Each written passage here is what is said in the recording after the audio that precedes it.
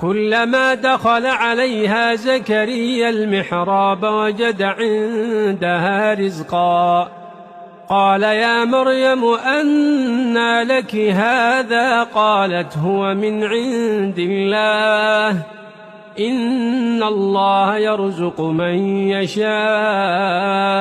بغير حساب هنالك دعا زكريا ربه قال رب هب لي من لدنك ذرية طيبة إنك سميع الدعاء فنادته الملائكة وهو قائم يصلي في المحراب أن الله يبشرك بيحيى مصدقا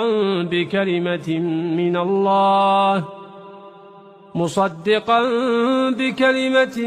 من الله وسيدا وحصورا ونبيا من الصالحين